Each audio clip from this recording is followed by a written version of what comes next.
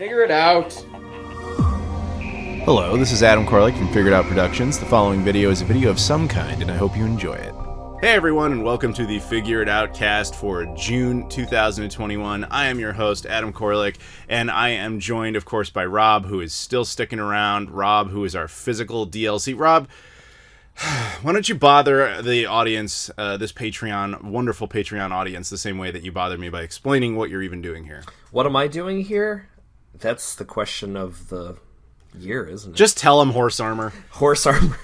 So, yes, this is a Patreon-backed podcast. If you like Adam's channel, his content, and you want to support him, you go to patreon.com/Adam Koralik. And if you pledge a certain amount of money, you get different perks for the podcast. You could even be on the podcast. And if we reach a certain tier in monthly pledges, I get to stick around and annoy Adam. So if you like Adam, being... If you like me being kind of frustrated, yes, then, like the entire podcast, then support the podcast, yes. And support the Patreon, so that Rob can just kind of be a thorn in my side every single month. Or if you happen to like me, some people like me. No one likes you. I mean, I like Turtles guy likes me. Yo, what's up, Turtle boy? He does, but I'm pretty sure that was your mom who was posting that. I had to respond to I like Turtles, and I was like, Mrs. Janos, I did not know that you were such a fan of Turtles. But anyway, so, no, in all seriousness, thank you guys very much for the support. Rob is actually a good person sometimes. And I appreciate having him on, so it's just our way of giving you a little more extra content, bang for your buck, as it were. Today, as per usual, we have a whole bunch of different subjects that have been chosen by different backers. We have guests on this show today, returning guests, as well as shout-outs and all that wonderful stuff. But I just want to get a couple of things out of the way here. So the obvious thing that we're not going to be talking about is E3 stuff, because at the time we're recording this, E3 is like 3 days away, so there's not much expectation of like, what do you anticipate is going to happen, because it will be instantly out of date, and like we're all going to find out really soon anyway. I mean, we did reach out to E3 to see if they could reschedule around our podcast to maybe bump it up a few Oddly days, enough. Yeah, oddly enough, they didn't. I don't. Yeah. It's weird. I mean, Ubisoft did. Event, Ubisoft's like, hey man, we got you. We'll bump it up. Yeah. But everybody else was... Yeah, Ubisoft likes me. Yeah. They were able to. Actually, that's why Sega did it like 2 weeks ago. They did it on the 27th, so that we would be ready to go. You're welcome, everybody. No, it's obviously a joke, but no. So we're not going to be talking about any of that stuff, because it's just so around the corner that it doesn't even really matter. And anything else going on with you in particular, Rob? Or actually, surprise everybody, Abdullah's already here. Say hi, Abdullah. Hey everyone, I'm Abdullah. I'm one of the reasons Rob is still here. Yeah! He's actually the biggest reason. Abdullah is like one of the most generous supporters, and he's like single-handedly keeping Rob here. So Rob, I think you should send him a fruit basket or something. I mean, it'd probably be rancid by the time it gets to the UAE, but I'll try. Well, that's like fine, no problem. I happen to be one of those, rare individuals who actually likes Rob. Yeah, that's why I like you. Right back at you, buddy. Thanks. Let's get started here and start talking about the subject. Now, Abdullah, you picked our first subject, and I'm kind of surprised that none of us ever had this one, because it seems like such a basic, good idea. But I don't remember ever talking about this. You wanted to know what misconception about video games makes you the most frustrated, and why. And I'm assuming you mean, and correct me if I'm wrong, you mean like tropes about games, like how the wider public perceives games, as opposed to like individual mechanics within a game. Yeah, that is correct. In general, this is what I mean. Is it what kind of anything in the video game world that it's seen, in that non-gamers see it in a completely inaccurate way that it ticks you off. That's the premise of my question. Right, and I'm gonna go with the kind of the obvious one. I'm really sick and tired of all the gamers are like whiny little virgin nerds stereotype. Like we're not Screech. Rest in peace, Dustin Diamond, but that's not. There's like the average gamer now is like a married dude with like 3 kids. You know what I mean? Like they're not all like 48-year-old virgins sitting around complaining about stuff. And I'm kind of stunned that stereotype still exists, especially within like the YouTube ecosystem or the Twitter ecosystem, when it's like gamers calling other gamers, stuff like that. I'm just like, can we get rid of that stereotype? Like, that's right up there with, that's like video game, racism almost. It's like video game blackface in a weird way. I mean, it's not really that bad, but you know what I'm saying? It's just kind of a horribly out of date stereotype. Oh, and that pisses me off. Absolutely. I mean, I just Googled kind of a quick thing on Statista.com, and it says there are an estimated 2.8 billion gamers around the world.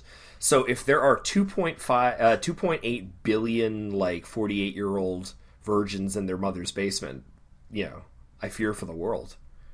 That would actually be good for you, Rob Thanos, because you'd eliminate half the population right then and there. Because those guys aren't going to do it. They're not procreating. Yeah. So, I'll take... go ahead. I'll take a turn here. So I was gonna mention kind of a similar thing that I see. The point that you mentioned here, Adam. It's actually one of the ones I wanted to. However, there are a couple of extra things that you could see a lot of non-gamers. This might be a bit generic, but they kind of don't see the point in gaming, and they bug you about it. I've seen people who tell me, why the hell would you pick up a controller and then make a character jump and do stuff? I mean, they don't see that point, and for me, it's kind of tough to explain why that is the case and why it makes me happy or why I enjoy it. But that's one of the things that ticks me off the most, when people go ahead and they tell you, what is the point of you getting this? What is the point of you getting a disc that has a program in it and just playing it? The overall, in the end, it's just a code that you're running on a device. What's the point? Yeah, I'm with you on that. That's like just fundamentally misunderstanding art in general. It's like, why would you want to watch a movie? That's just a series of colored images in a row. Exactly. Why would you want to watch TV? Why would you want to read a book? That's just paper. You have paper all over the place. That's just paper in a binding. It's like when somebody comes at you with that, just kind of make fun of them. That's like really the only thing you can do. I feel the best way to approach that particular one is just apply it to a different context. Say exactly what I said. Like, okay, then a movie is just this, a book is just this, a painting is just this. And if they then get that, they'll understand your interest. They may not suddenly be like, oh, wow, I changed my mind completely and I love video games. But they'll at least be like, okay, I kind of get it. Yeah. I mean, but it's yeah, you can go ahead. No, I was going to say, it's like, I totally agree. It definitely ties into kind of similar to what Adam put forward earlier. It's kind of this infantilization of gaming culture and everything. It's like, oh, why do you want that? That's for babies. That you must be some grown up man child, kind of thing.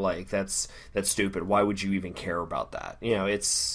It's the same way. It's like, why would you care about your television show? Why would you care about this new album that just came out? Whatever. It's as valid a form of consumable media as anything else out there.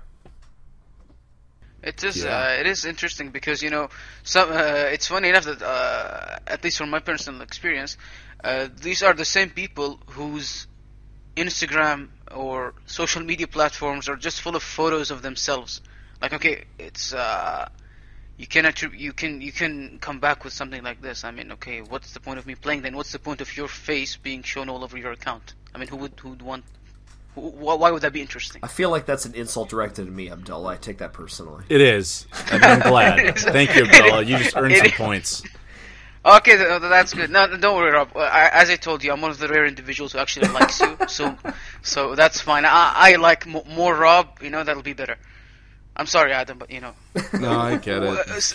There are those random people. The guy who owned the Saturn. Compared to the people who own the PlayStation. I'm that guy. Yeah, you're the weird one out who likes Rob, but I do not like you comparing Rob to the Saturn because the Saturn is much cooler than Rob. Okay, I'll give Rob's you that. more like the Casio Loopy of the bunch. I'm more like Franklin the Turtle on the GameCube. Yeah, you're Franklin. No, you're not, because that's a good game. You missed that conversation last month, Abdullah. It's funny. That's funny. Yeah. So, but anyway, we can complain about Rob all day for sure, but that's not what we're here for right now. Anyway, we need to make another podcast for that. Yeah, exactly. That's an entirely different show. The Janos Thanos Hour or something like that. But no. Actually, you know, when you brought up the subject you were talking about how people look at stuff and just say, like, why would you be interested in that? It made me think of a different thing in gaming that bothers me from the wider culture, and I'm sure you guys have seen this all the time. You'll see people like, infamously, Jimmy Kimmel and Bill Maher both got a lot of crap for this because they did whole segments devoted to why would anyone want to watch someone play a video game on, like, Twitch or YouTube or even, like, you know, the professional esports leagues and all that stuff. It's clearly a generational divide. Do you guys know what I'm talking about? Yes, yeah, I do. All right, so the basic issue that people have is, like, I thought video games were to be played, not to watch other people play, and that's, like, the surface of the joke, without any sort of deeper understanding. That's like me saying, hey, man, I thought basketball was for me to play. Why would I watch the NBA? It's you're watching other people who excel at something do that better than you could ever possibly do, and the drama is within the confines of the rules of that game. Just like any major sport except football, because that's unwatchable. But every other sport is interesting, and, you know, the same can be argued of video games. When you watch someone set, like, a world record for beating Super Mario 64 in, like, 18 seconds or whatever, like, that's impressive. You can't do that, most likely, so what you're watching is something special. Now, I'll understand why would you not want to watch some guy who's never played a game, who's bad at said game, struggle through said game unless it's funny, but, like, the concept of I'm going to watch someone play a video game is inherently bad is very much a boomer thing. Yeah, I hear what you're saying. You know, personally, I've never really enjoyed, you know, watching people stream on Twitch or YouTube or whatever. I'm definitely more of an active participant in gaming. I do generally prefer to play the games myself. So there is that generational divide where it's like, I don't get the fascination with it necessarily as much, but I'm not going to look down on somebody that does that. You know, I think that's the wrong thing, is like shaming somebody, says, like, why are you watching somebody? You should be playing it. The only time I do that is in my classes that I teach. You know, like, participation is mandatory. You have to play the game. Let me clarify. Let me clarify a point there. Then, I want it very clear. I don't actually sit there and watch Twitch streamers for the same reason you don't. I don't find that to be personally entertaining, but I get why people do. Oh, absolutely. And that's the core of my point. Is even though I do not watch football, for example, because I consider it an unwatchable, boring as sin sport, or American hand egg, whatever. I don't watch that because it makes me want to die. But I get that other people like it for whatever reason. You know, typically down to the brute force, the strategy, what have you. They like it, the tradition, the excitement. I'm not of that mindset, but I get it. And it's the same with something like Twitch streamers or whatever. Like, I understand why they have fans. I'm just not personally interested in watching a guy play an MMO for 6 hours, but you can see why someone might. The difference I'm making here is I hate when people fundamentally think that watching video gameplay of any context is fundamentally wrong. Does that make sense? No, absolutely. Yeah, so I find that is very irritating to me, and stereotypes about gamers is very irritating to me.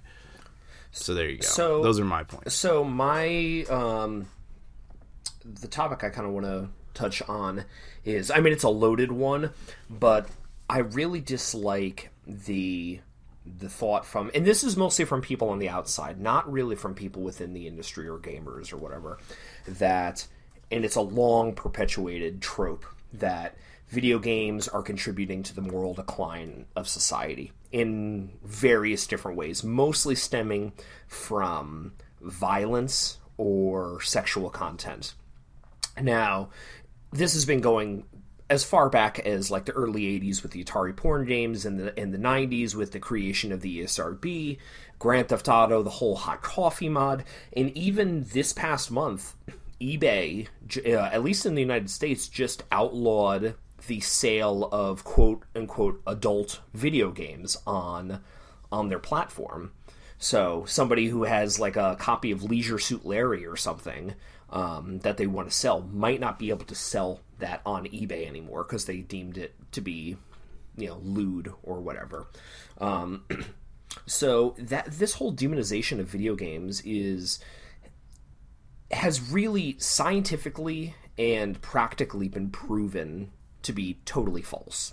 Violent video games do not cause violence in culture and everything, and I just, when people, talking heads, go on news programs or whatever, talk about video games, they immediately say it's like, oh, it's the Mortal Kombats, the Grand Theft Autos, the all of these like terrible violent video games, when in reality video games are as varied and wide-ranging as films and books. There are so many different types of video games, and I think this demonization of the games industry as a whole, and video gamers for supporting it, is really kind of holding up the more valid discussion of video games as an art form, because they're just like, they're opponents of video games look at it and just kind of throw a big blanket statement on the whole industry, just because you can run over people in Grand Theft Auto, or you could sever somebody's spine in Mortal Kombat, or there's Japanese dating sims or whatever. And they think it's corrupting the youth. That's my biggest problem. And I hate that it's still a discussion and it's still holding water in the current day. Yeah. I got to interject here. So, like, I'm with you, but the thing is, that's a battle we've already won. I mean, if you look at history, this happens with every single form of artistic expression. Yes. There was a time, at least in the United States, where films had to go through something known as the Hays Code. Until, like, the mid-'50s, you couldn't show a toilet in a movie without government approval. You know how dumb that is? Yeah. Like, that always happens. It's gone the same thing with television. They couldn't have, like, Desi Arnaz and Lucille Ball, an actual married couple, could not share a bed on television in I Love Lucy per those rules. Things change. Over time, people, like a generation that's introduced to a new form of entertainment, finds that form of entertainment highly offensive, and they're worried about the children, and they save our children, corrupting the youth, blah, blah, blah. They age out and they die.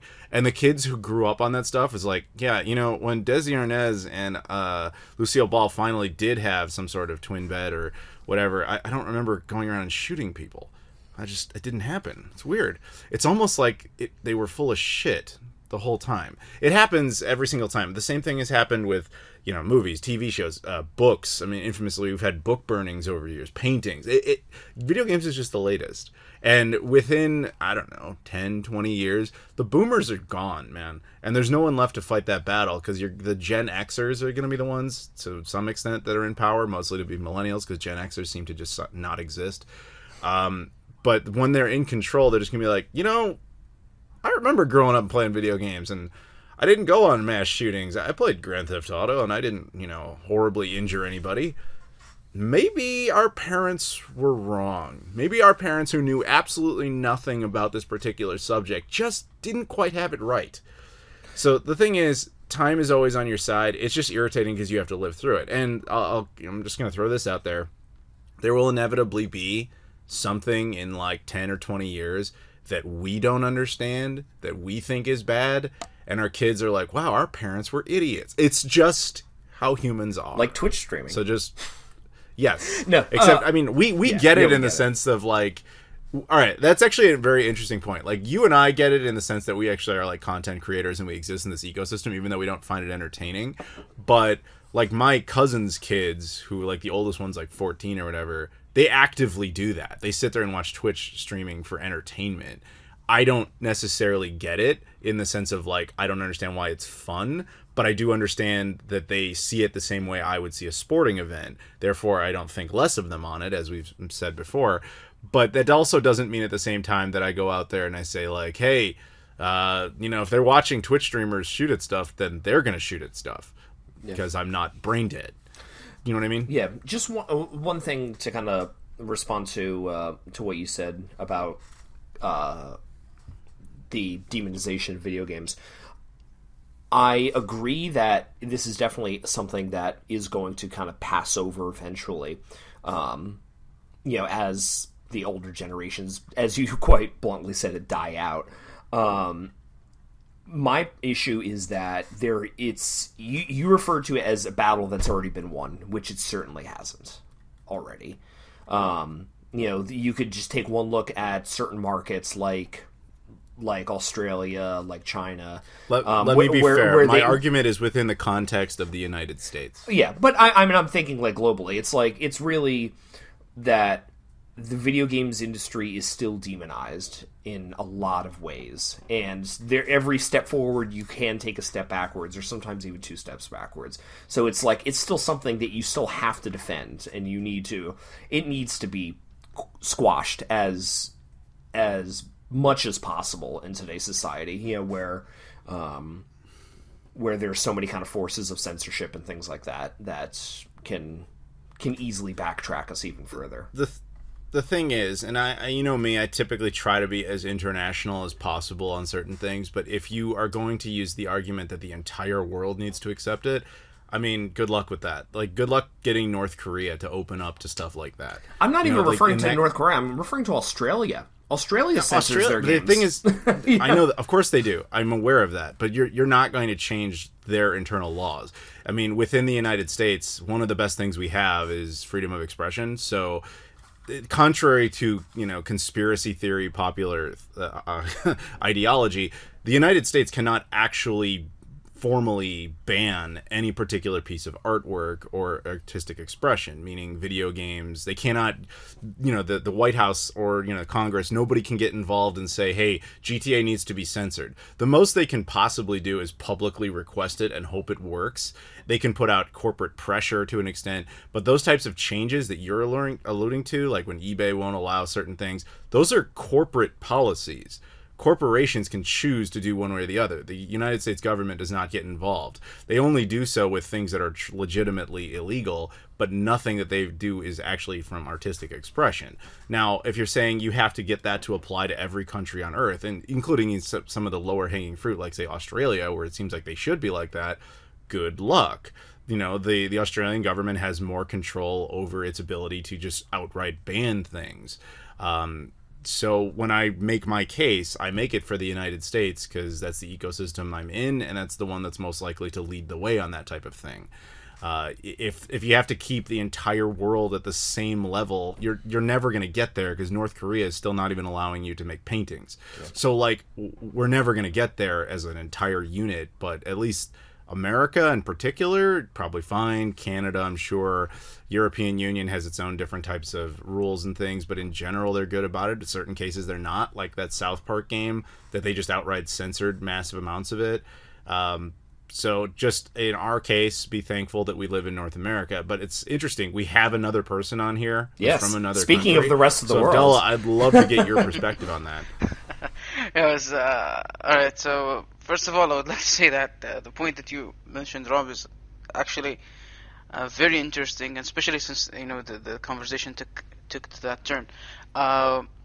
As Adam, you pointed out, you said the U.S. would probably lead the way to something being quote unquote normalized. Is that was your point? Basically, yes. Yeah. I think that's from what I've seen here, that it's actually true. And something I'm not really proud of is there was a time when I used to think that such games like Grand Theft Auto and even Call of Duty were basically too much or should be illegal. There was a time, and I'm talking about back when I was a teenager, even just an early teenager.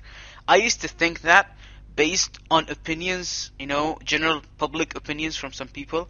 But as time went on, I saw that, that was not the case. Look, in the end, for example, even if you think about it logically, you're going to tell these people that, look, these games are graded. If you're saying children are going to be affected by it, well, then look at the grading of the game. Don't let them play it. And that's your fault. This could be one of the reasons you could actually use against people who try to take misconceptions try to take over you by misconceptions. And speaking of when you said about banning and some games being banned and some games not being, they're not welcome in some regions. In my country, it seems that generally we're free and open, but there are some restrictions that need to be taken, especially if the game violates a specific group or community of people.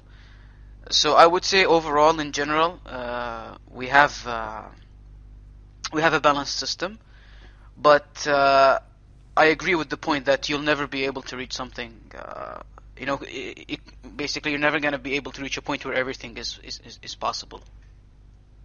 Yeah, and more to the point about potentially the U.S. leading the way. One thing I want to tack on there is I don't know how this works in the UAE. So you guys have the rating systems, right? Is your rating system all right? So is your rating system government controlled? Like, does the government decide what is a mature game? We have an authority that I can't recall the name in English, but the authority. Say it in your language. I'm not really sure which one, so I don't want to refer to the wrong authority. That's but fine. It's in the back of my head, but you'll see that. That's totally fine. There are some games that are illegal here, but I don't want to mention those. That's fine. But my point is simply, is that body an independent entity, or is it like actually part of the UAE government?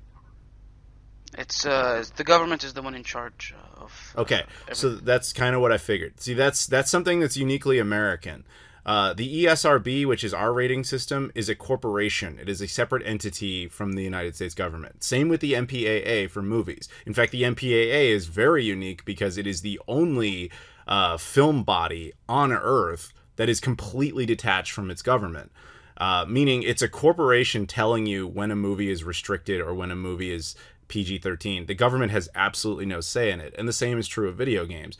So in our case, you could make the most horrific, violent, sexual-oriented, whatever thing you want. But the reason you'll never be successful with that is just simply the people saying, I don't want to see this. And companies out there, in the case of the ESRB and the MPAA, basically saying like, yeah, of course you can release it. This is just the label we're going to slap on it so the public is aware of what it is. It's not banned. That's not a bannable thing. It's just that if you have something like an NC-17 rating in the United States, your movie will absolutely tank. If you have an AO rating on a game, it'll absolutely tank because it's really hard to advertise those and people don't really want to pick them up. That's just basically the free market deciding what it does and doesn't want. So within the United States, I'm simply saying that I think we will lead the way on eventually winning that battle, and I maintain that we've already won it. It's just a matter of time till the boomers die off. But to be able to say the entire world will agree with that at some point is simply not the case. So if you're out there and you're in another country and you want that type of stuff, look to importing, depending on the particular rules of your country. But it is a frustrating, and that's what we're getting back around to the point here. It's frustrating that exists, that you have to have certain games released in certain regions that are have content removed because a government body decided that you're all children. I hate that, or whatever. So that's another thing I would add to the list of frustrating. Anyone else got anything on this particular subject? Yeah, I was just going to mention, I think it's the Media Council here. That's the one. I think it's called the Media Council. So, yeah, it's a government. Everything is it's being handled by the government. But overall, you wouldn't see that there are lots of restrictions. It's really good that there's not many restrictions, and they look at the rating system, which is something that I've seen a lot of retailers here.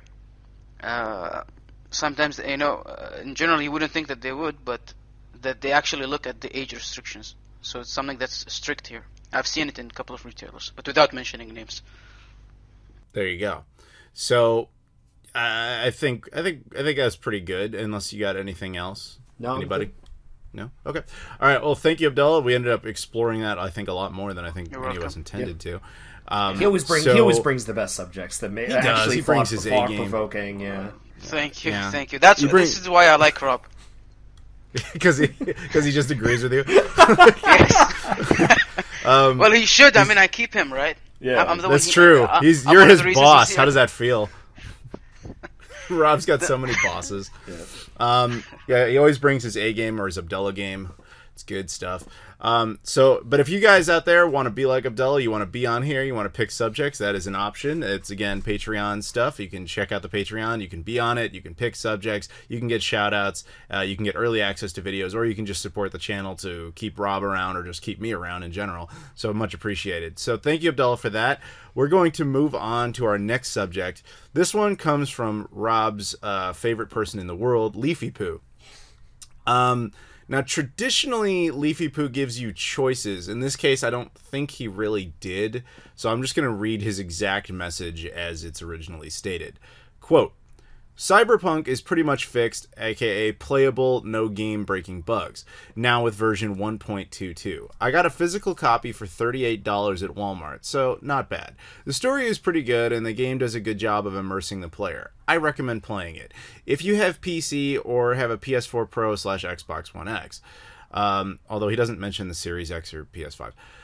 This week, I offered to update my coworker's Xbox One S console because he doesn't have internet, Wi-Fi, where he lives. What a world. What a mess. Has CD Projekt Red lost all credibility? If not, have all game developers lost all credibility at this point? I think it makes sense to be skeptical of everyone promising the world in their game. I'm sick of video game hype culture, sick of companies lying.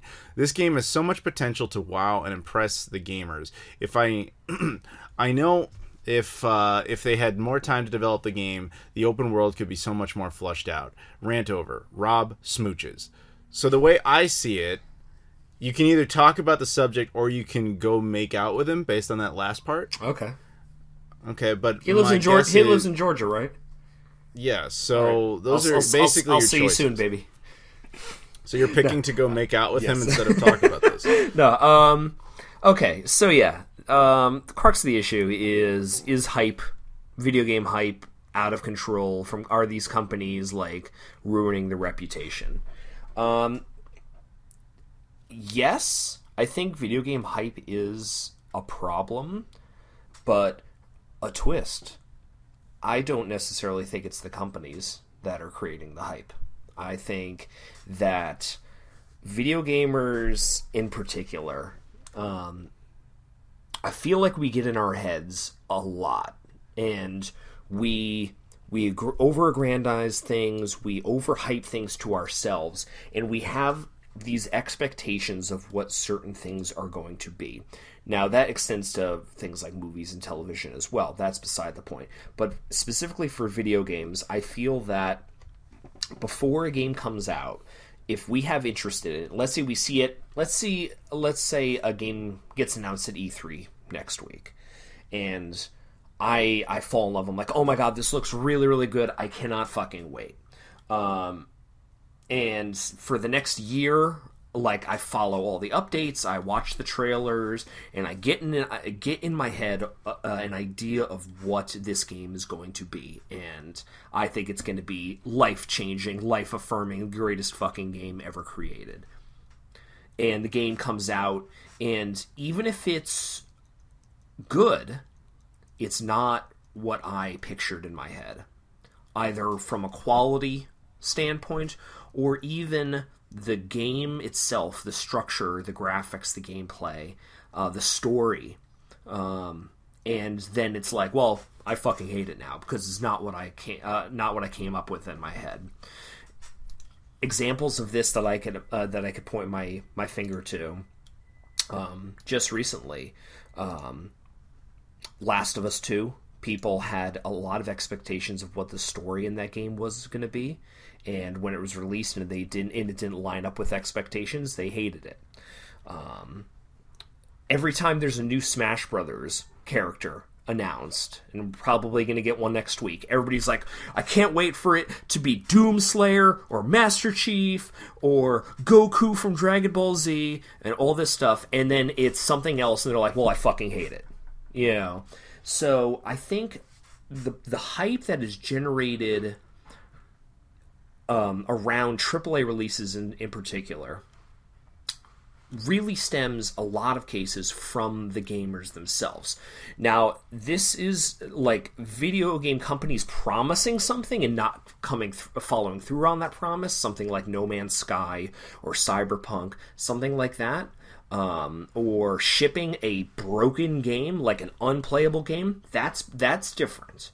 But the hype itself, I think, is really due to this absolute inundation that video gamers have from all sides of coverage of games, gameplay, previews, trailers, let's plays, speculation videos, collector videos that, like, from YouTube, from Twitch, from your local game store, anything.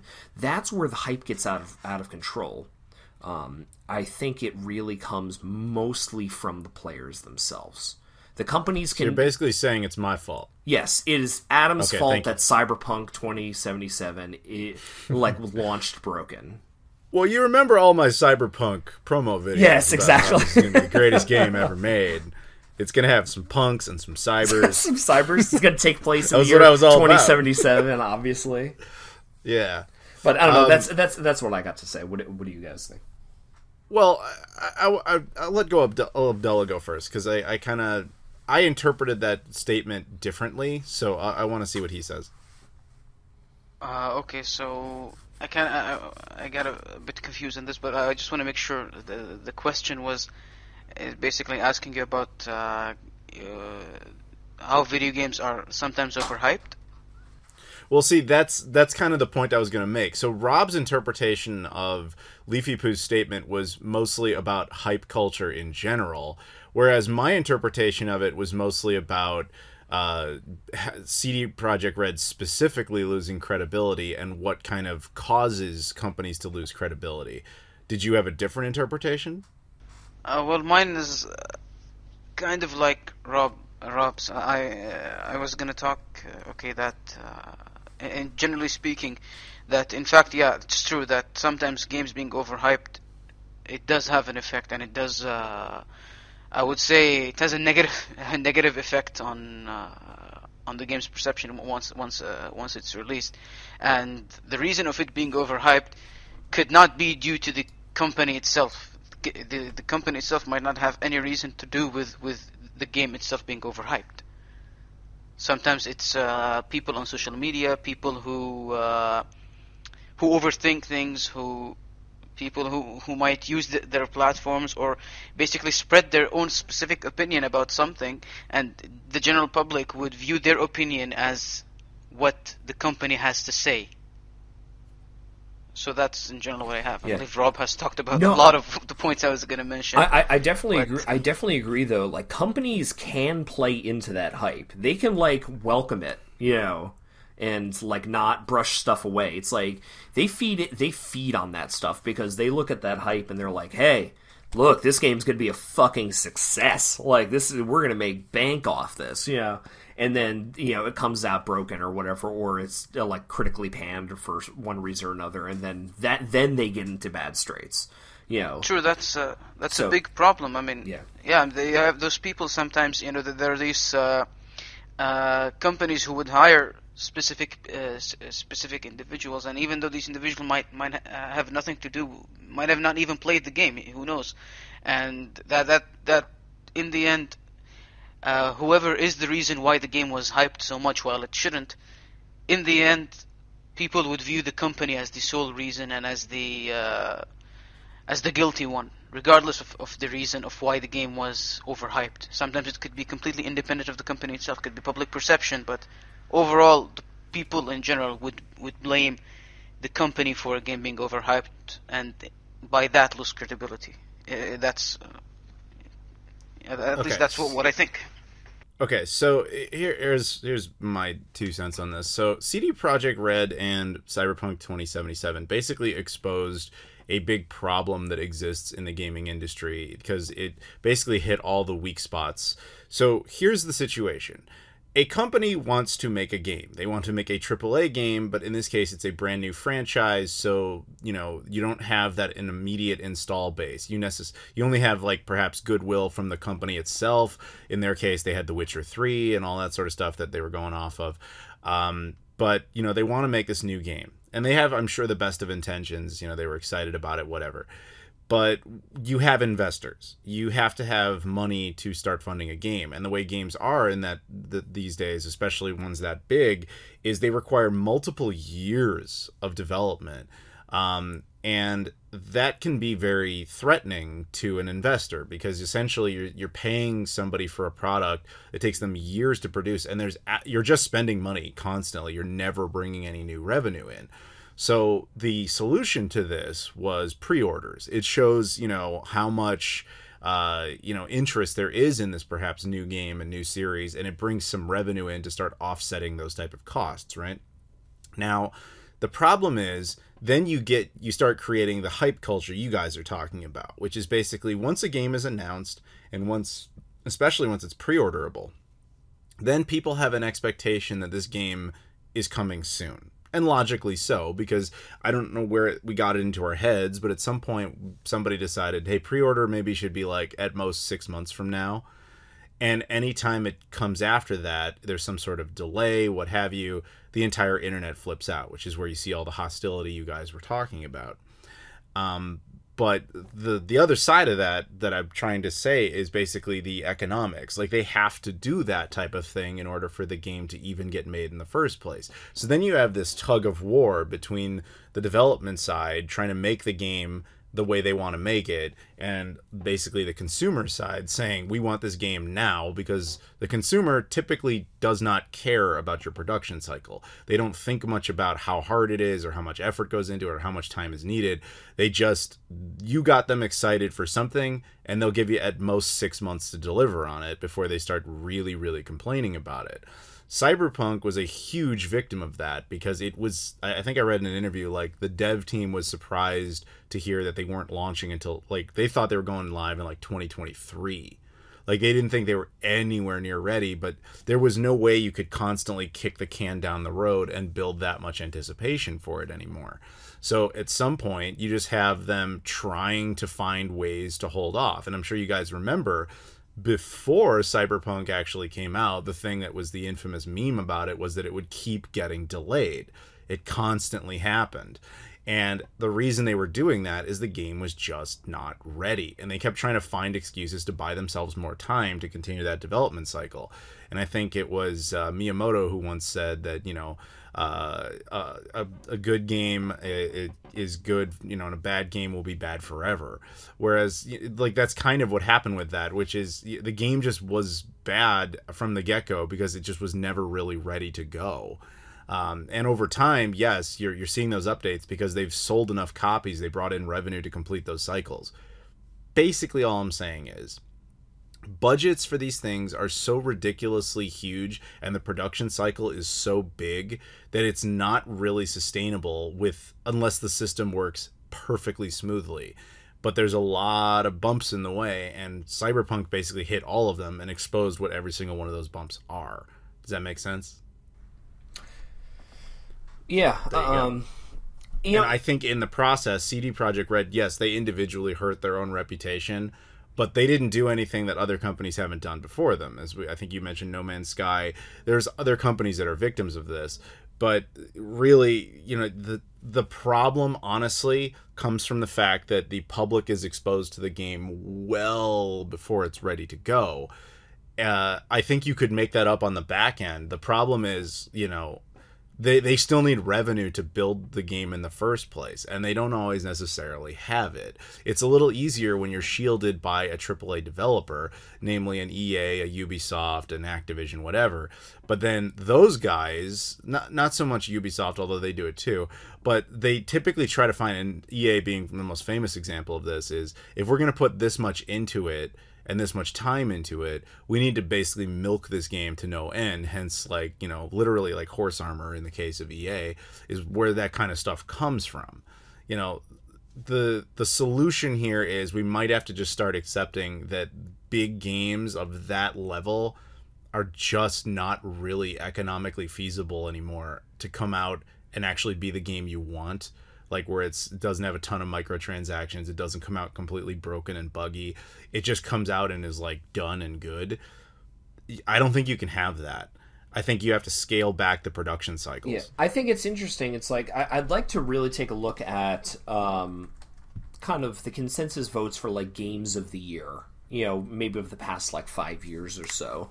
You know, either from websites or from Video Game Awards or whatever, and see how many of them are these big AAA titles like that either underperform or anything. Like, I feel that a lot of the goodwill that these things have kind of garnered over the years has been squandered recently, and the shift towards smaller indie studios creating these very tight, complex narrative games or interesting gameplay mechanics, as opposed to like the giant AAA blockbuster, you know, game that kind of garners all of the adoration. You know, I'd be curious to kind of see that, but I totally agree that, you know, I think a lot of the reasoning behind some of these games getting launched early is because of, you know, developers or publishers, you know, saying that we've got to capitalize on this hype or you know, the notoriety of the studio or the game,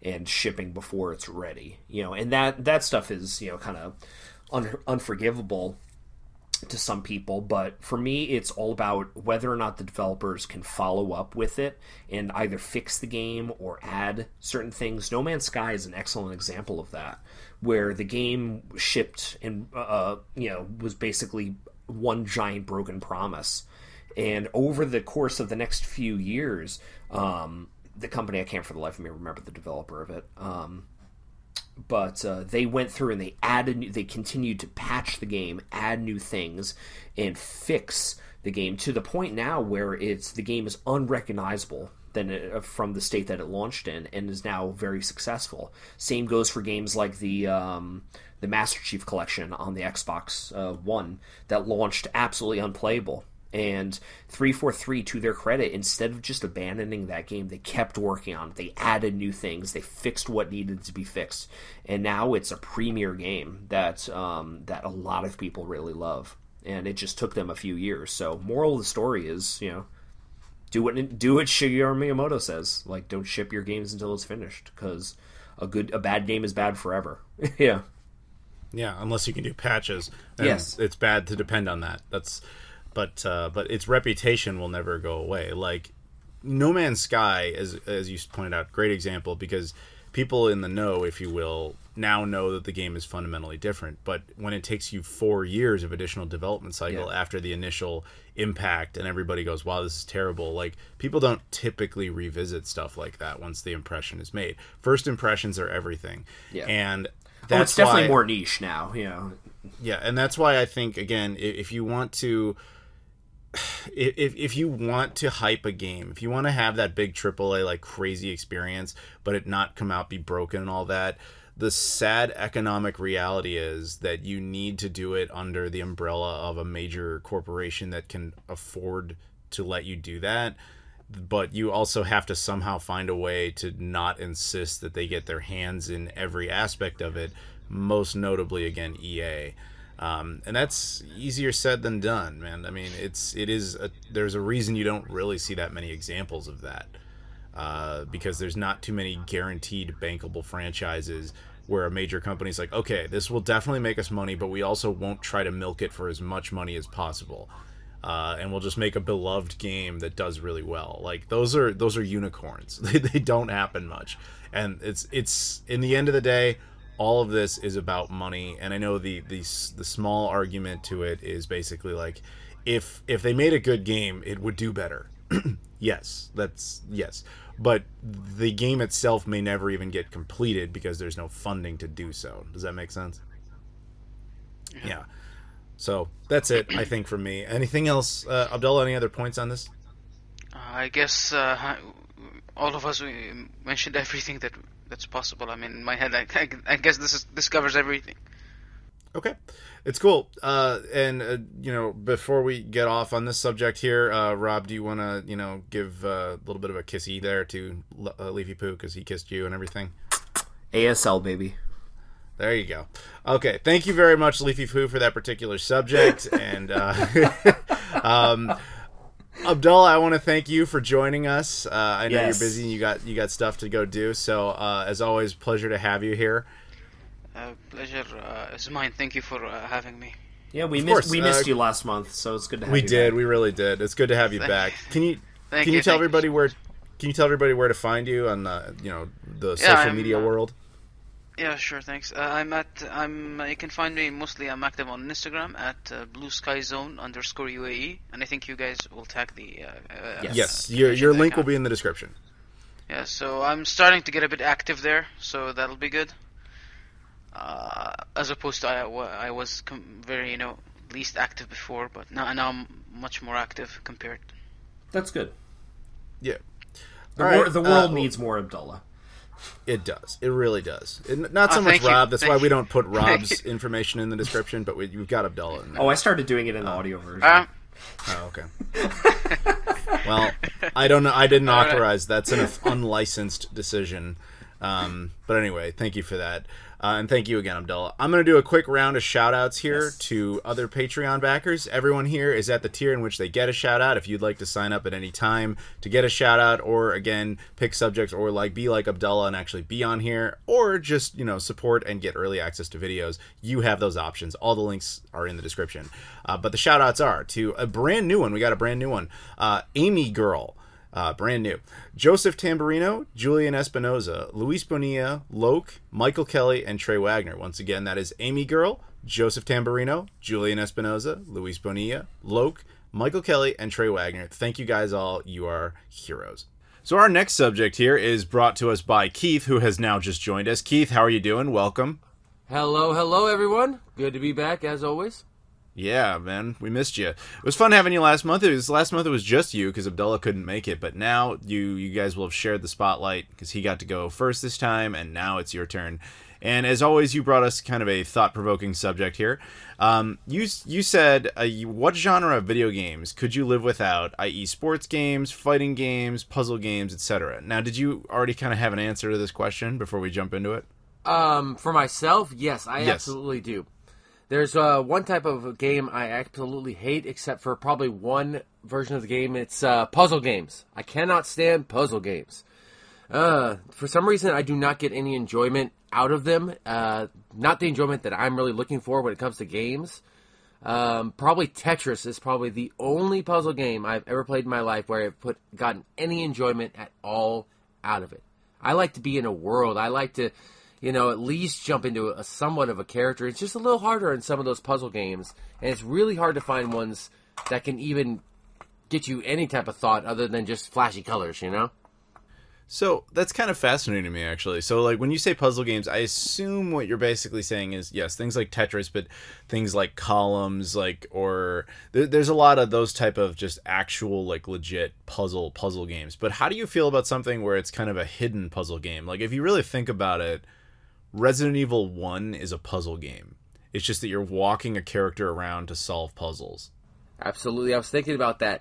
That is the only time I think when puzzles belong inside of a game, as a game mechanic, as part of the game. I know solving puzzles pretty much in any game, you're even solving a mystery, or even going to a mission could technically be a little bit of a puzzle. I mean, shoot, I think there's a little bit of a puzzle in a Call of Duty game, I think, here and there. It's not much of a puzzle, but there are some, All right. Okay. So puzzle games. Rob, do you have an answer for this?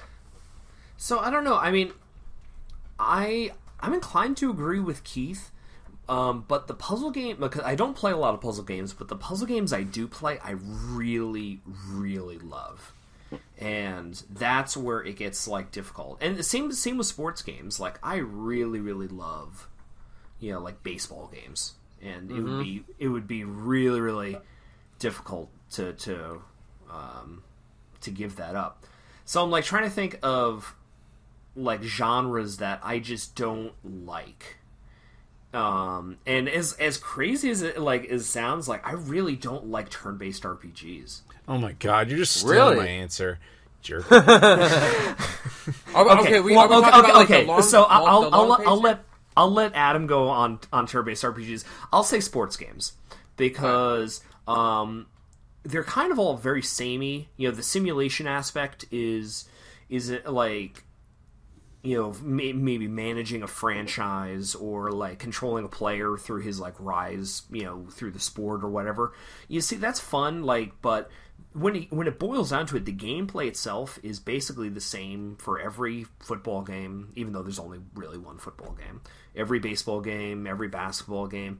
So that's where I kind of like, you know, I would probably go they all kind of feel the same. Now, the graphics might improve, they might add certain things here or there, or even take away certain things.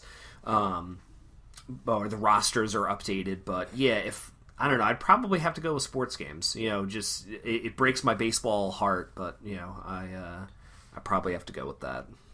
So it's kind of interesting hearing both of those reactions because puzzle games, you know, I gotta be honest, I never sit down and be like, all right, man, let's all just play some Tetris in 4K. Like, I never do that. Oh, have you not played Tetris Effect? Tetris Effect is amazing! I know. When I was at your house, you were sitting there playing it. That's why I was thinking about it.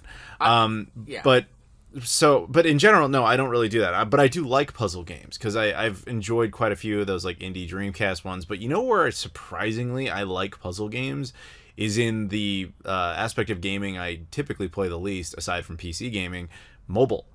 I did a video not that long ago talking about some of the indie Atari Lynx games.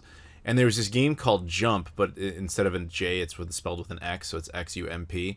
And I was like, this game had no right to be anywhere near as fun as it was. It was really addicting. It was just a very basic concept puzzle game where you're kind of like trying to, there's like a little maze type of thing. You're trying to basically cover the entire, like get over every single spot because as soon as you touch it, it falls away. And you have to complete the puzzle by touching every single spot and getting to the safe spot at the end, which is a lot harder than it sounds.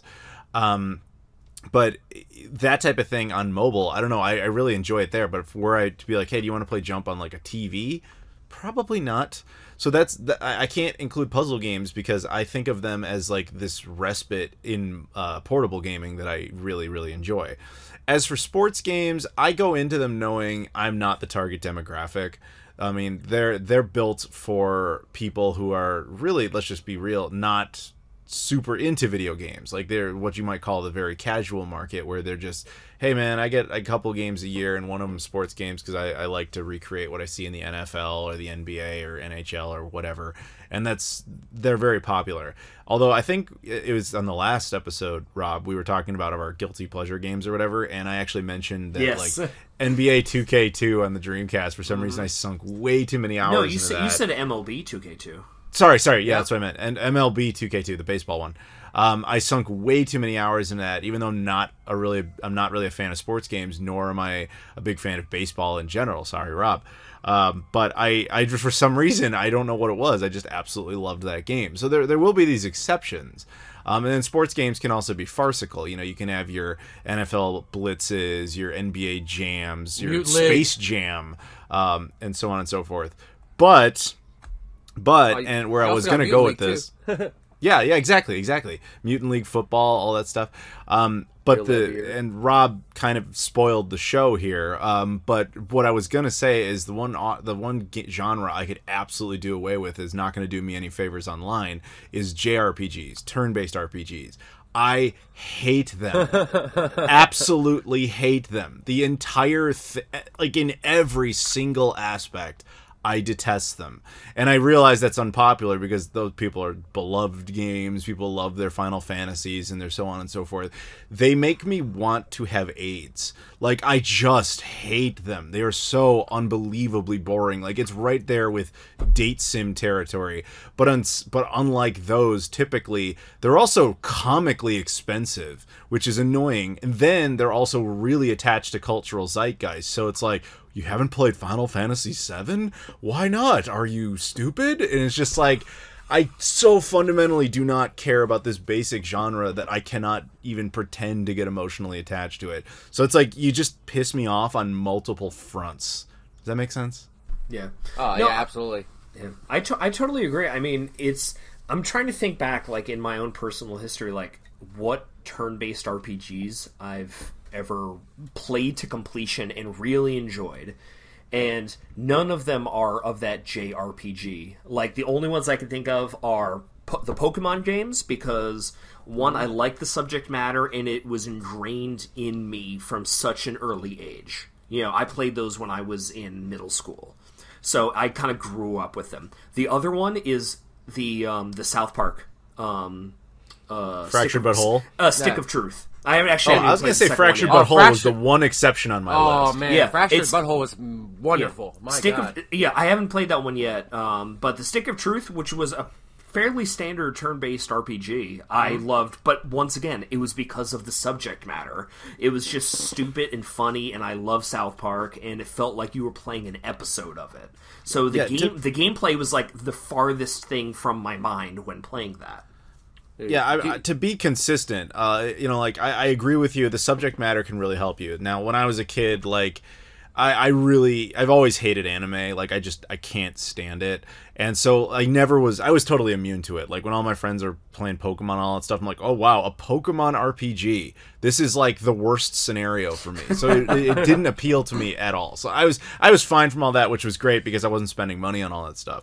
But whatever. So none of that ever did anything for me. But the closest we ever came to is when, like you said, the South Park games that Ubisoft did. So the Stick of Truth, I did not like for that exact reason. In fact, it really kind of broke my heart that was even the direction they went with it. And they even make a joke about that near the beginning of the game. When you get into the first battle and they're basically explaining how it's turn-based, somebody says, I think it's like Stan or Kyle or somebody says like, why can't I just go over and just like hit him? Why are we doing this? And then Cartman just yells at me like, no, we're doing turns. That's just how it is. Like they make a joke out of the fact that we're doing a turn-based. Like, okay, you kind of got me there for a second, but when you actually start playing it, I was like, I can't. It's everything I hate. But I did end up liking Fractured But Whole, and I was actually worried about that because I went to a Ubisoft event for that game specifically, and I was like, oh, this is going to be bad because they're going to sit me there for like 3 or 4 hours playing a turn-based RPG, and I'm going to want to die. But that game was different enough that I actually remember being stunned. Like, I was like upset when I had to leave because I really, really liked it. But that would be the closest thing to an exception, and I'm sure an actual purist would say those are very much not JRPGs. And I'm sure would be right, especially considering they're not Japanese games. But the whole idea of turn-based combat to me is just awful. It's like if you want a strategy game, those exist. I don't like those either. RTSs and all that, I think they're insufferable. But if I'm playing a game where I've got these 3D element characters where I'm told I'm going to go fight something, I'm kind of expecting not necessarily an open world, but more of a brawler in the sense of like 99 Nights, if anybody remembers that game, a Sword of the Berserk or something like that, where you're Dynasty wandering Warriors. around and yeah, exactly. When you're like, hey man, the objective here is you're wandering along and something came out of a bush and it's going to attack you. I don't need a 20-minute cutscene of me exchanging blows with this guy. Like, all right, I will use health potion 6 and I will use, battle attack number 7. It's like, can I just go up and just mash him? Like, why are we doing this? It's like it intentionally takes you out of the universe. It's constantly breaking the suspension of disbelief. That's my interpretation of it. Yeah. That's why I hate it. Now, I know to a lot of people they have these like fond memories of that and the stories that go with them, and they just enjoy that calmer gameplay. That's just not how I see it. More power to you if you're into that, but if I had to, rob Thanos one of these genres away, it would be JRPGs. Yeah, and that dang repetition of music, I'll tell you that much. My fiance is always outside playing. She's playing Dragon Quest XI, and I swear to God, that battle music is just playing on a loop. Pretty much all the time. It's the same battle music over and over and over again. And it is driving me nuts. And it used to drive me nuts when I tried to play through those games. Even Super Mario RPG was hard for me to get through. Yeah, I've never really played that. I've played the Paper Mario games, and I guess you can consider those like RPGs, but once again, it's like the subject matter is really, really important.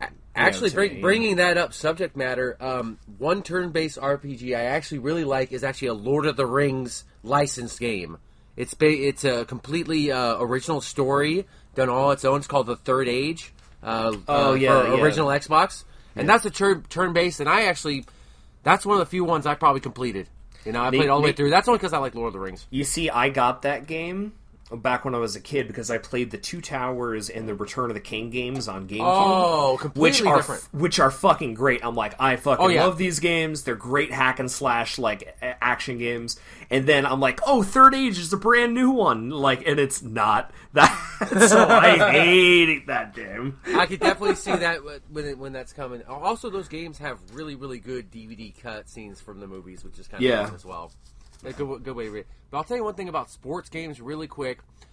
I got a lot of sports games when I was a kid because my brothers, that's only games that they played.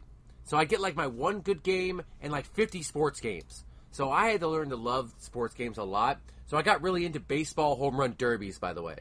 Something that most games had back in the day were home run derbies, a lot of the Genesis era and stuff.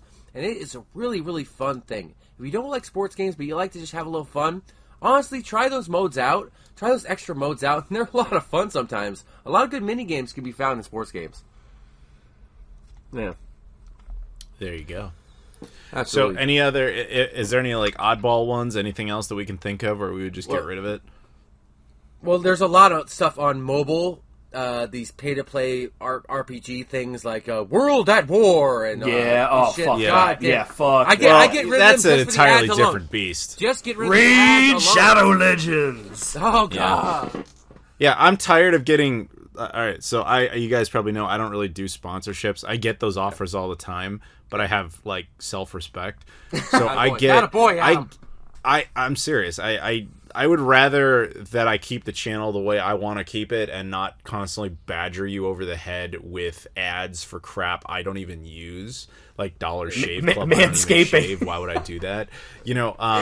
But Raid Shadow Legends, I get their email like every week, like, hey, we'll pay you to talk about. I'm like, just stop. I would never play that game. Like, so I appreciate the Patreon backers, especially, guys like you, Keith, who keep it going because that's just how that works. I can trade off and not have to do stupid sponsorships for stuff like that. I'd rather get to know guys like Keith and let you guys be in control of things like this, as opposed to having Raid Shadow Legends tell me how to run my fucking channel. But anyway, I mean, you know what I mean. I'm just saying, if we could truly eliminate, let's throw an olive branch to all the people who like sports games, puzzle games, and JRPGs. Can we all just agree we would get rid of the pay-to-play bullshit games that piss us off? Absolutely. All right, all right, we would just get rid of that. If we had to get rid of one from the universe, it would be those. Yep. There you go. All of their freaking stinking ads. Yes, Sorry. exactly. Sorry. That's a little YouTube rage there. See, we saved our public images. Like, not really. No, you know that JRPG one's going to be a great one. You know people are going to have some fun with that one. Oh yeah, I know. That's fine. That's fine. I welcome the discussion. I'm all about everybody having their open opinions. I just don't want discussion is fine. An argument is disgusting. Do you hear that, everybody? Adam doesn't like JRPGs, so unsub if you disagree with him. Mm-hmm. And yeah. Well, if they do that, then you're gone too, dumbass. Yeah. I withdraw my statement. Yeah, that's right. That's not the way I would do it. Anyway, shall we? Yeah. So anyway, Keith, anything else you guys want to say on this? No. Okay. All right. Well, Keith, thank you very much for that particular subject. So we'll move on to the next one, which comes from Cax117. And he posed an interesting question. And I was actually, this is something I had debated doing a video on at some point, but it just needs more time. But we can give a teaser, if you will. The question is, what is your definition of a full set when game collecting? I'll go last on this. Is our particular definition? Yeah, like if you're collecting a full set of something, okay, how do you personally define it as complete? For me, a full set, I'm very different than most other people. To me, a full set is the full set of games that I would like to play for that system or I would like to try for that system. And that's it. So my complete list is when I have gotten all the games that I just want to try out or I definitely want to play for sure. So if it's a game I know I don't want to play or I don't want to touch with a 50-foot pole, I don't go near it. It doesn't belong in my collection. That's my stance. Okay, very reasonable. Rob? So, I only have one full, under my definition, one full set in my collection, and that's a North American Virtual Boy set. So, I'm not necessarily the one to ask, but the reason I consider it a full No, you're very much the one to ask, because you have a definition. Yeah, I want to know your definition. The reason I consider it a full set is because I've never had any interest in getting entire worldwide sets of games. So if I had every North American Dreamcast game, I would consider that, at least for myself, a full set. Adam has a full worldwide set. Every American, every PAL, every Asian one. It's too bad I'm not here to explain that myself. Yeah. So, like, but I'm like, okay, so I consider that a full set as well, but that's a full worldwide set. So it's like a full regional set is, as long as you label it as such, and I consider that a full set. Yeah. So obviously that's where we differ, because as you even point out, you have to put an asterisk next to the fact that when you say full set, you don't actually mean it. And that's basically my definition of a full set. Is every single game that ever came out for that particular console across all regions. Now, that's where you can start drawing distinctions, though, is variations. Do I need the Walmart exclusive edition of a version of a game? Do I need every single collector's edition? No. My personal sense is, I live in North America, in the United States specifically, so if I want a complete set, I need every game that came out in this particular country. And that can be easier said than done, obviously. But if it had regional exclusives in parts of Europe, that's my second tier. So we'll use the Dreamcast as an example. So I have every single Dreamcast release ever in the United States and Canada, which I don't think Canada had any exclusives per se, so it's the same region. But I didn't collect, say, like every single limited edition or whatever that might have come out, although in the case of the Dreamcast, I do have... I think the Dreamcast was very sparse on collector's editions and limited editions in North America. There was the Shenmue limited edition, and there was the Sonic Adventure limited edition. And that one's actually like legit really hard to find because it was only a rental thing. But anyway, so there's those. But then after that, the next region I pop over to is Europe, because they'll occasionally get games that we don't get, but they'll typically, with the one exception being Taxi to Le Jeu, they'll all be in full English. So you don't have to worry about language barriers. And contrary to popular belief, it doesn't mean it's going to run in 50 hertz and PAL and not work on your console and blah, blah, blah, blah, blah. So that's where I go second. After you've done that, you typically look over at the Japanese stuff for everything else. So in the case of the Dreamcast, that's like 300 plus additional games or whatever. And then you typically get a lot of games that are essentially unplayable, date sims that are entirely in Japanese, what have you. But that's my personal definition, as long as you have at least one copy of that game from every region. You have one copy of the game regardless of region. And then if you want to clean that up a bit. In my particular case, it's just North America first, Europe second, Japan third, which also gives you the widest variety, because the Japanese typically get almost every single game that there is. There's very rarely games that come out in North America or Europe that Japan does not get. There are some, but it's rare.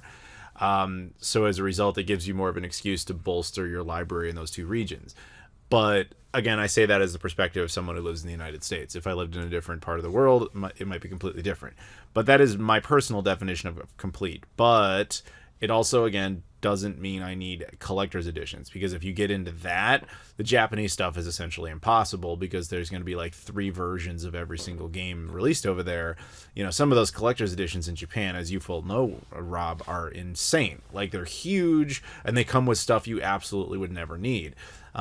So sometimes I pick those up because they're actually cheaper than the vanilla version, just because, as you again know, the Japanese versions of collector's editions are often cheap very quickly because they're so big that the Japanese just want to get rid of them.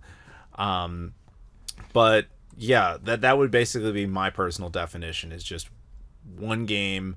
The full set is having every single game and then just having to combine the regions on that. And under that definition, I've only completed 3 sets: Dreamcast, Wii U, and Jaguar CD. So I have a question. So when you say all games, do you mean all retail releases or all games? So I'd be curious, like, do you consider, let's say if you were going for a complete NES collection, would you consider Nintendo World Championships to be part of that set?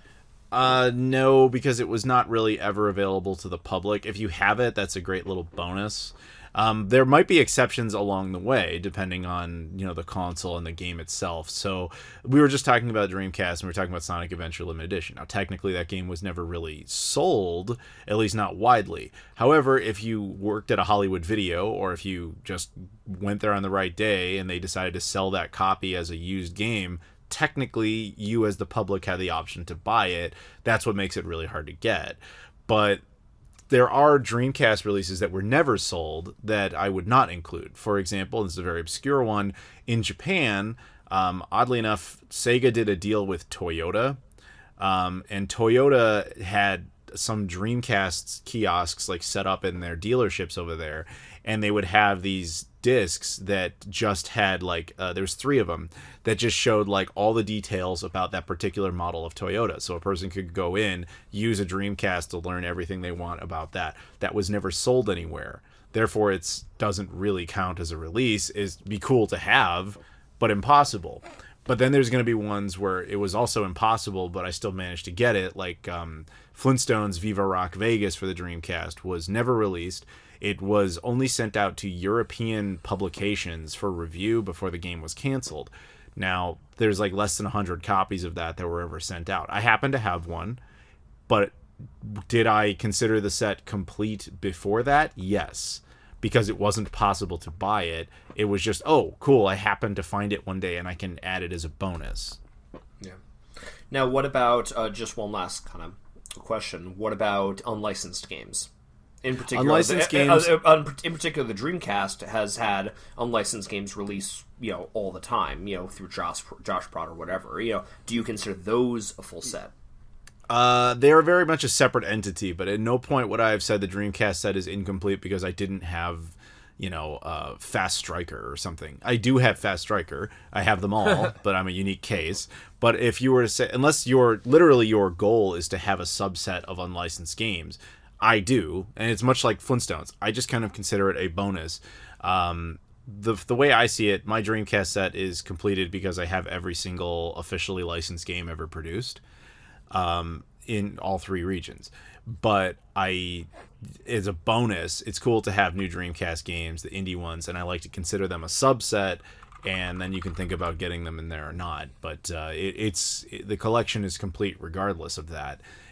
Then I would apply that to any of the other ones that you might be looking for. So one of the consoles I'm actively kind of collecting for now is Neo Geo CD.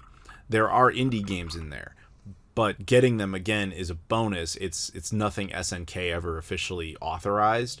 So cool to add, but doesn't change anything. If I had every official release, but I was missing all the indie releases, I would not consider the collection incomplete. Does it make sense? Yeah. All right.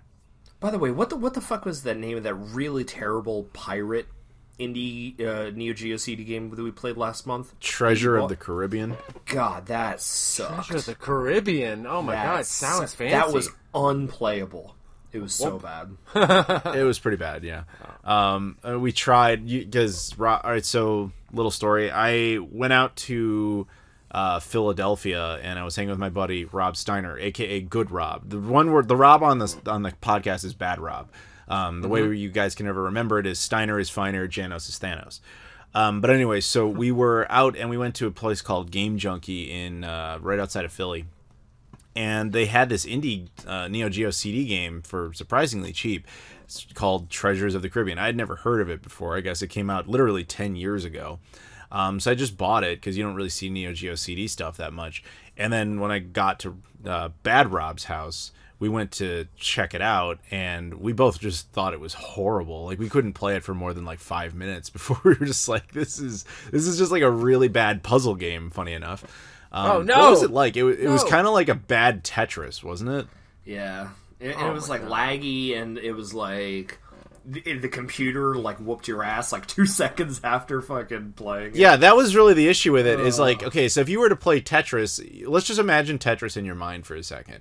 You have a piece come down, and then you get a little bit of a warning of what your next piece is supposed to be, so you start to, set it up into place. This one had, like, if I recall correctly, it had a whole bunch of, like, bombs pre-set up at the base, and you were like, okay, so we start with the first piece and try to place it, and then all of a sudden, like, I don't remember it warning you about a second piece, and then we got a second piece, and then we just lost for some reason. And then we're like, what was happening? And then you try to do this a couple of times, and it was just like always instantaneous that the computers beat you. And it was laggy, like you said. Like sometimes the piece would start up, and then all of a sudden it would just appear in the wrong spot. And I don't know what it was exactly. And we weren't doing this on an emulator. Like Bad Rob has a Neo Geo CD top loader. Like it was legit hardware. So it's just like, okay, maybe there's a reason we never heard of this game. Okay, a little broken there. Yeah. So whatever, we weren't fans, but would I say that if you're out there and you have a full Neo Geo CD set but you don't have Treasures of the Caribbean, that your set is incomplete? No, because it's an indie. However, if it had been licensed, if it had been originally released at some point under SNK, then I would say yes. As bad as that game is, you need it to meet the definition of a full set under my definition. That's it. The question isn't, what is the definition of a full set? It is what is your definition, and that is mine. Oh, yeah. Anyone else? Anything?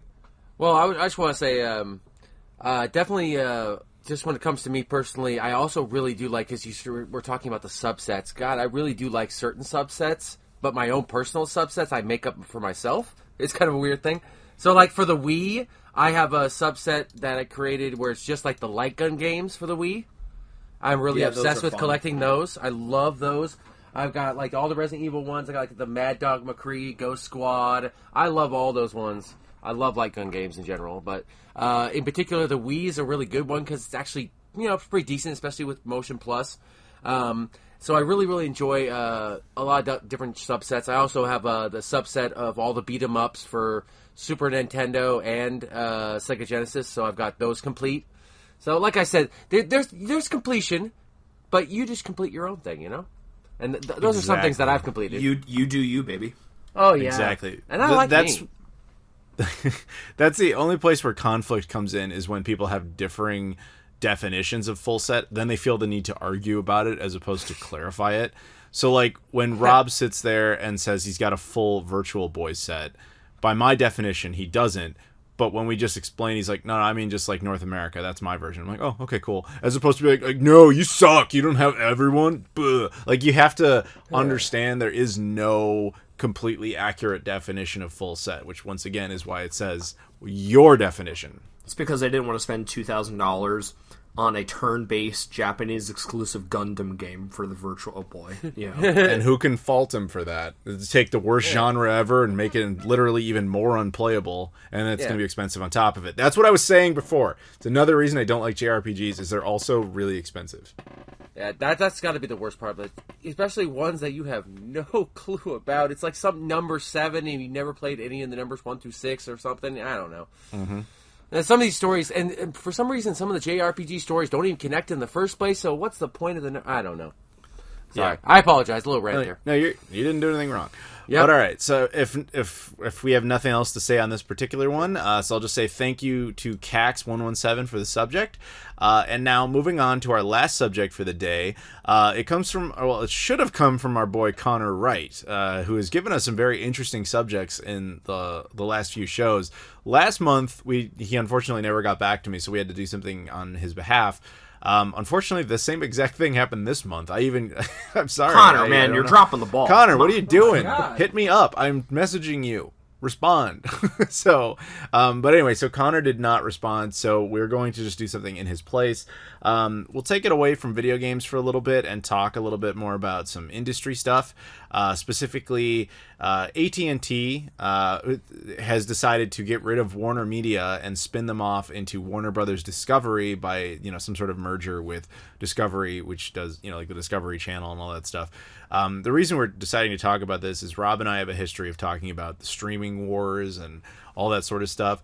And this honestly really fundamentally changes the game a bit. And so I'll just give you guys an elevator pitch as to what's going on. So like 4 years ago, AT&T, like the AT&T, the like phone company in the United States, decided to buy up Warner Brothers and all their subsidiaries. In doing so, they thought, okay, we distribute the internet and we can therefore have our own media company within the internet. And that was kind of where they went with it. Now, they made a lot of questionable decisions. They were the ones who kind of forced HBO Max into existence, and they pissed off all the all the filmmakers and everything by just promising all their movies would skip theaters and just show up on their app. And basically they were well-intentioned, I think, but I think they fundamentally had no idea how to run an actual media company. It was great for customers because we all got to see all these big budget movies essentially for free on HBO Max, or at least much cheaper. In my case, it was literally free for reasons I've told before, but I won't bother with you here. But finally, they've decided that they're just not qualified to do this.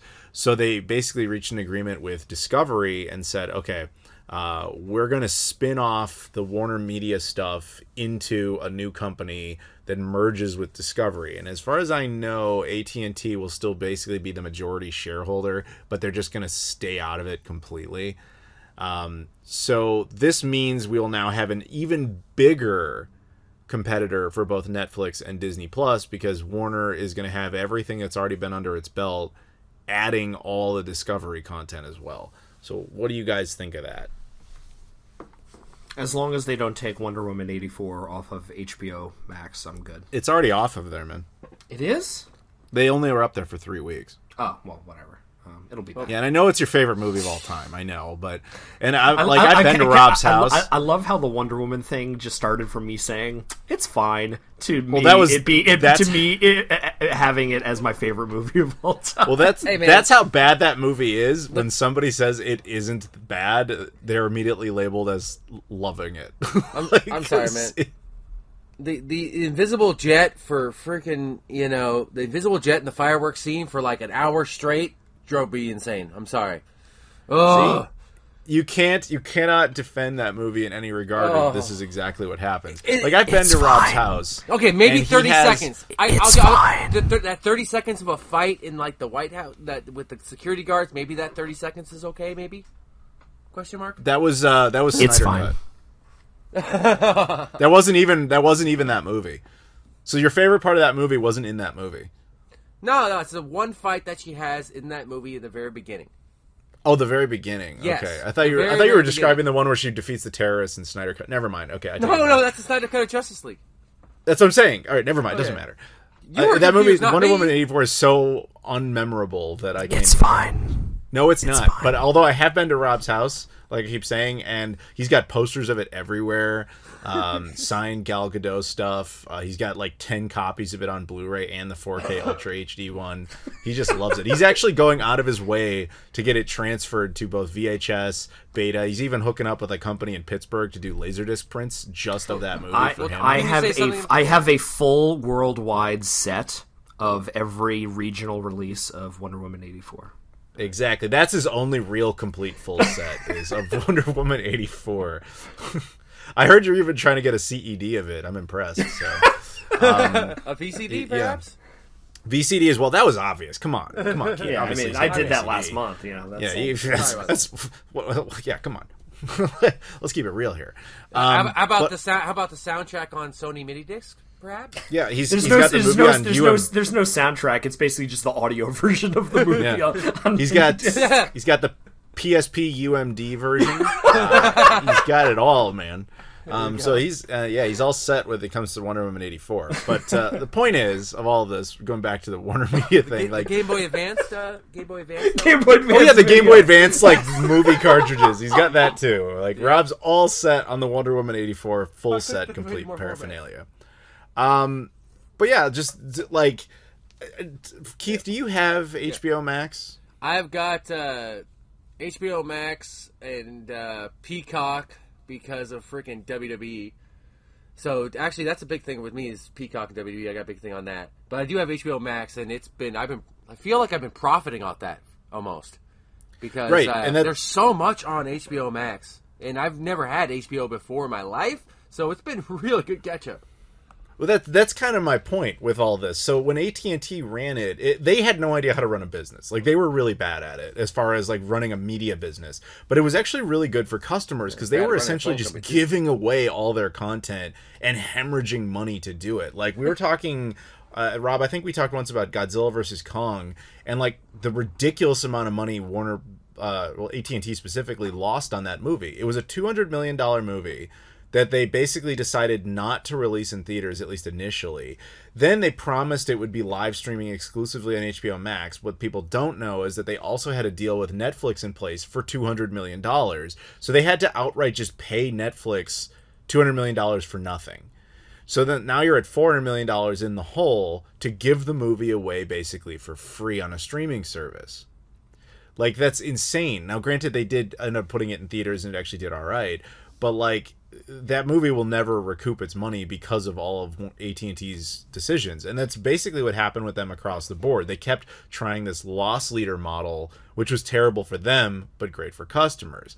So the way they're approaching it now is, I don't know. I wonder, like, you know, if you have, because another thing was, if you have AT&T internet, you're pretty much just getting HBO Max for free most of the time. So it's not like you're even getting a lot of signups where people are actually paying for that service. So with them doing this, I wonder what's going to change. Yeah, I get it for free. Yeah, of course you do. So do I. And I don't even have AT&T internet. My situation's separate because of a lawsuit thing, but regardless, I get it for free because of all of that. Yeah. And I'm just like, it's no wonder they bailed on this. They were just hemorrhaging money, and there was no obvious place for it to come from. So this is just kind of them getting out. But let's look at the product that we're going to get, which is now called Warner Brothers Discovery. I'm not going to lie, nothing in the Discovery ecosystem is like anything I'd be like, oh, well, if I didn't have it now, I'm definitely going to sign up. I was going to ask, what's really on Discovery? Is that just like nature shows? Or is it like the old That's what everybody Discovery thinks. channel? And yeah, I thought exactly the same thing. Now, I did a little cursory research into this. It turns out Discovery owns more subsidiaries than I expected, although off the top of my head, unfortunately, I don't remember any of them. But none of them are like massive draws for guys like me. It's basically just going to add a big, you know, archive into what I assume will continue to be HBO Max, since it's actually made some headroom. It'll be like the National Geographic on Disney Plus. You know, it's just right. It'll just be this extra thing that's there. I just hope they don't change it again, because HBO Max is actually kind of making a push, but it was always a weird choice to call it HBO Max because it was mostly the Warner Brothers distribution system. HBO is just a kind of a small part of it. You know, and so it's just kind of weird that they kept that name. It would be like if Disney Plus was just called, like, you know, Pixar Channel, yet everything else was on it. It's like, that's just one factor. Why are you calling it that? But that's basically what they did. I don't know. If I had to guess, it was because, like, HBO was already kind of like, the image of that is already predicated on, like, a premium subscription model. Like, you had to subscribe to the channel if you had cable. So I guess, like, you know, kind of transfer that whole vibe. It's like, oh, here's our new subscription service, HBO. You know, which, I mean, HBO does have the rights to some Warner Brothers films and things. They're owned by the same company. Yes, they can share. Yeah, so you know, I think it's one of those things where they just kind of pushed along the name just because it's a familiar name, you know. And that's case in point why AT&T was bad at this, because they probably thought exactly the way you just said it, which is, oh, people are used to a subscription model with HBO, that'll work over here, as opposed to being like, what does the customer think when they hear HBO? They think, oh, okay, so you've got like Sopranos. This is a whole streaming service dedicated to The Sopranos. Why would I think I could watch Superman over there? I actually kind of call it the DC channel, honestly. I mostly watch DC right. stuff on it. That's exactly my point. Well, and they had a separate streaming service for just I watch DC the movies. content. The movies for days. All those DC animated movies. They got. Oh my god, I love them. Yeah, all the animated series and everything are on there right. too. It's great. I love HBO Max. I really do. Yeah, HBO Max is great, but as a service, but it's got the wrong name on it. And that's why I'm wondering if they're going to change the name. If they're going to do like what CBS All Access did, where it just became Paramount Plus. If they're going to turn HBO Max into like Warner Brothers Discovery as the name of the app, I actually have or Paramount Warner Plus. Brothers Plus. As do I. I love Paramount Plus because it's actually Nickelodeon Disney Plus. Yeah. Yeah. Exactly. And when it was called CBS All Access, you're like, oh, so I can just watch like NCIS all day or whatever. I mean, the Paramount Plus is different. They added a lot of stuff when they transferred that over. Rob, that's my point. CBS was literally just like Star Trek and NCIS. Yeah. Rob, that's exactly my point. And what I'm saying is the certain names give a certain connotation. When I heard CBS All Access, all I thought mentally, my initial gut reaction is, okay, so this is just going to have NCIS all over it. Like, that's what we're going to watch, the same crap that's on TV. When you hear HBO Max, the initial impression to those who do not use it is going to be like, okay, so like I can watch The Sopranos on it? You know, as opposed to something like WarnerMedia or Warner Brothers Discovery, which is now the new name of the corporation, where you'd be like, okay, so I'll have access to Bugs Bunny, I'll have access to Superman, and apparently I'll have access to Tony Soprano. Like, all of this it's just a better label. And I'm saying that AT&T really didn't seem to know what they're doing with that, obviously, since they're making this move. So I'm excited to see what comes of it. I hope they do what CBS did when they changed it to Paramount Plus, so that it's just kind of like, okay, we're rebranding and we're cleaning it up. The problem that they have is that they did that like 3 times with the Warner Brothers stuff and the CBS and the HBO stuff. But that's because they've changed massive ownership like 3 times in 4 years. Like, that's going to happen. Yeah. My one worry is that they split the service. Like that'd be, Warner Discovery becomes its own thing, and then HBO stays its own thing. I like the consolidation that's right now. Just from a consumer-friendly perspective. That's really my only worry, is that instead of augmenting the existing HBO Max structure, either with a new name, as you suggested, or just with continuing to add new content through acquisition, as opposed to saying, okay, we're going to schism this out now, and we're going to like piecemeal, and it's like $5 for this and $5 for that. That's what I'm worried about. I cannot conceivably imagine they would actually do that. I think that really what you're looking at here is they just go full in by throwing all the Discovery content into HBO Max and they keep that name, or more likely I'm thinking they'll do what CBS All Access did, where it just becomes Paramount Plus to fix the name, and just you keep the exact same service. Like, your login credentials are there, it's just rebranded, and now it's the newer thing. I'm guessing that's most likely what will happen, because they were finally making some headway with HBO Max. Like, I'm talking to more and more people who actually have it, because they actually, despite AT&T's failures, the idea that you could have just logged in and been like, dude, I can watch Godzilla vs. Kong for free, that sounds awesome. It was actually kind of working. It was just hemorrhaging money. But that advertising did not help at the beginning. That advertising they had at the beginning, HBO Max, was literally just HBO Dragon Queen, HBO Dragon Queen, HBO. Literally, it's all Game of Thrones for probably the first month of their advertising. Yeah, that's exactly, because that's what I'm saying about the Tony Soprano thing. You're just using a recent reference. Is you'll think HBO Max and you hear, okay, so Game of Thrones is on there, and I guess The Sopranos. Yeah. You do not think every season of Robot Chicken is on there, but it is. Because it's all owned by, which is owned by Adult Swim, which is owned by WarnerMedia, which is owned by, or was owned by AT&T. And you know what I mean? Yeah, Mr. Branding, I'm just coming as a person, who saw it. I saw all the commercials for HBO Max and I got no idea that it was a separate service I paid for. I actually had no idea. I thought it was something you had to add on to an HBO subscription. I swear to God. Still. Yeah. People still think that today, because I talked to my buddy the other day. Get HBO Max. I don't got TV, man. I can't. I was like, no, dude, it's HBO. It's still not out there. The advertising's still not out there. Yep, I agree. Although I have seen more ads for HBO Max that are better, because now they're saying HBO Max in like this purple background, and they say HBO Max, the text over it, and then usually they include like 3 or 4 images of random stuff, and they're finally starting to mix and match. It's not just HBO content. You're seeing like a random image of Batman or Superman or something like that, and like Harry Potter will be there. Like, they're just kind of throwing it, being like, look, it's not just HBO stuff. So I think they're aware of this problem, and I think that this is most likely going to change under the Warner Brothers Discovery label. I think actually the worst part of the Warner Brothers Discovery label is that they're going to keep the name Discovery in it, because like, again, I personally would not, if I wasn't subscribed already, I'm not going to sign up just to watch like the nature stuff. Like, that's not what I'm there for. Or, Discovery Channel has largely turned into, like, Ancient Aliens and stuff like that, but whatever. You'll get all this stuff under one umbrella, hopefully. I think that's the best case consumer scenario. And hopefully it's as simple as they're just going to be like, hey, there's an update for HBO Max that turns it into Warner Brothers Plus or whatever, and we just move on. Yeah. Yeah. Because that's what happened to me with, actually, I was there during the, because I was with the WWE Network from day one, because I'm a big wrestling fan, and they switched into Peacock now, and it's a freaking clusterfuck transition, I must say. It's freaking weird. If we would be going down a big rabbit hole, but like a short version of this is Rob and I once talked about the streaming wars, and like, so there's really only 5 media companies left. There's Disney, there's Warner Brothers, there's Universal, there's Paramount, and there's Sony Pictures. Like, that's it. That's all you got.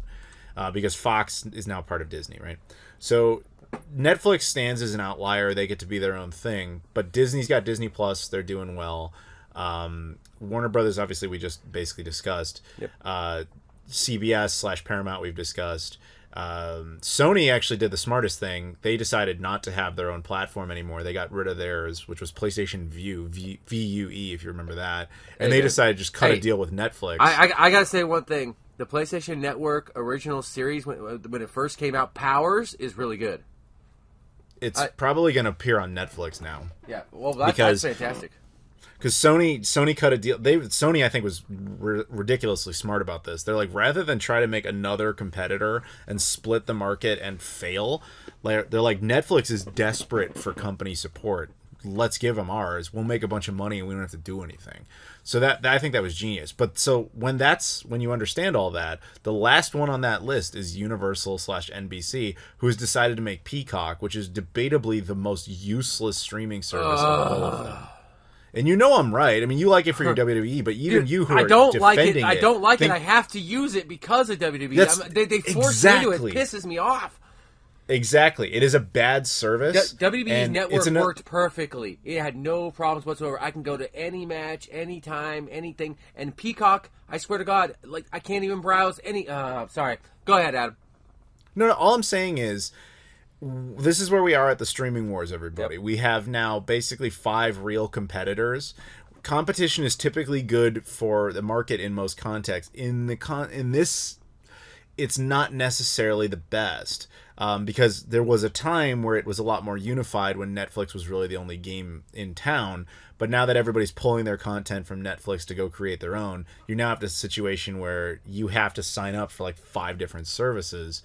And not all of them are built equal. Like, Disney Plus is a good one.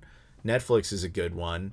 I think I like HBO Max, and if assuming everything we said comes to fruition, it's actually about to get even better. Paramount Plus is fine. I wouldn't personally pay for it. Outside of Star Trek, it really doesn't have much to offer other than nostalgia. Exactly, I was about to say nostalgia. It's got Nickelodeon galore. But like, as far as like new content, like we're not the best audience for this because we're like old school people who like to watch the stuff we grew up on. Yeah. But Peacock seems to be the absolute outlier and worst one. If I was NBC Universal, I would be like, okay, this isn't happening. Let's cut a deal with Netflix and get out of this like Sony did. I got to say, though, the Tina Fey produced show, Girls 5 Ever, was pretty good. And I watched that Peacock original. It's like one decent original on there. I mean, I remember when Peacock launched, and they spent something like $100 million to advertise that The Office was going to be on there. Oh my God, how much? Wow. Oh, The Office is... It's like, at that point, it's like, yeah, The Office is a great show, but by that point, it had been out for like 10 years. Like, it had been over for like 10 years. Like, you really going to bank the entire infrastructure of your streaming service on a show that completed like a decade earlier? Well, I mean, how much did Netflix pay for Friends? The rights to that. It's, I watch on HBO anyways. Yeah. And the dumbest part about that, Friends is owned by NBC, who owns Peacock, and they're not even putting it there. Oh my God, that is crazy. Holy crud. You see what I'm saying? Like, HBO, like, that essentially means that Warner Brothers outbid NBC for their own platform. So there is no reason for Peacock to exist. If I was in NBC's position, I would basically say, like, forget having our own streaming service. Let's cut internal deals with the other guys. And, you know, we'll give our more kid-friendly stuff maybe to Disney. We'll take, you know, some of the, you know, random individual shows to, you know, like The Office, maybe back to Netflix because it was so successful over there. You know, split them up. Sony's doing it like almost an exclusivity deal with Netflix. But if I was in NBC's position, I'd say let's just bid, you know, stuff in chunks to the other competitors. That way we're just making money off licensing fees and we don't have to maintain anything. Sure, you don't have a constant stream of subscriber revenue, but I'm betting they don't really now, since Peacock is largely free to anybody with Comcast anyway. So, like, just what are you doing? Yep. That's how I have Peacock anyways, through Comcast. Nice. Exactly. That's the same way I have it. It's just through Comcast. Like, I would never subscribe for that. I was wondering with that Sony deal, real quick, do you know, does Sony, are they going to send all the Spider-Man stuff straight to Netflix first? Not straight to. It's not like not the straight theatrical to not ones, straight to not like but, HBO Max, but I mean like streaming first. Isn't that not the Before same like Disney or question? something, you know. Disney's not going to get it. That was the drama that came of that. Is like the MCU will be entirely on Disney Plus, except for the Spider-Man movies, which will appear on Netflix. Yep, that's what I was wondering. Yeah, that was my understanding of how that's going to play out. Maybe there'll be like temporary sharing agreements or something, but we'll see. But it sounds like that's the plan. I honestly think that Spider-Man's an entirely different entity, but I think he's going to get plucked out of the MCU after his... he's got this new movie coming up, which is supposed to have a lot of multiverse stuff happening in it. Yep. And basically, if you follow the behind the scenes of that, it sounds like this entire movie exists to give a justified reason why Spider-Man will no longer be in the MCU and will like be plucked into the Venom verse that Sony will have control over. The Venom Morbius verse they're creating. Yeah. I'm excited for that. We'll see. I am, but I'm excited for it as an individual movie. I'm not excited for the consequences of it. Although I know that Disney will have the rights to use Spider-Man in at least one movie, and the one they picked apparently was Doctor Strange Multiverse of Madness, how appropriately enough. So that should tell you something. But that's a different discussion entirely for the future. So, but yeah, any other thoughts on this whole idea of AT&T, you know, and Warner Brothers Discovery and all this stuff? No, just okay. Hope it stays the same. Hope it's a smooth transition. All right, perfect. So that'll conclude it for us, guys. I want to give some shout-outs here. Thank you to Connor for that subject, even though you obviously didn't directly pick it. Thank you to Cax117 for his subject. Thank you to Leafy Poo, of course. Thank you to our boy Abdullah earlier for being on here. A couple of quick shout-outs as well to Amy Girl, Joseph Tamburino, Julian Espinoza, Luis Bonilla, Loke, Michael Kelly, and Trey Wagner. And, of course, to you, Keith. Thank you, as always, for joining us and of course. Keeping Rob on the show. Love being here. Appreciate it. Now I get to go to work. Yay! Yeah, that sounds like a lot of fun. I'm really jealous. If you want to find any of us on social media, all my stuff's in the description: Instagram, Facebook, Twitter. I just got my Twitter verified, by the way, so I'm like popular now or something. I'm real. No, I'm just kidding. But Discord, all that sort of stuff. I'm in there. Rob, where can people find you? They could find me on Instagram at Grappadora_gaming. And Keith, do you want anybody to go follow you anywhere? Yeah, you guys can find me either on YouTube or Instagram at Lone Wolf Coasters. There you go. So thank you guys very much for joining us as always, and we'll see you next time.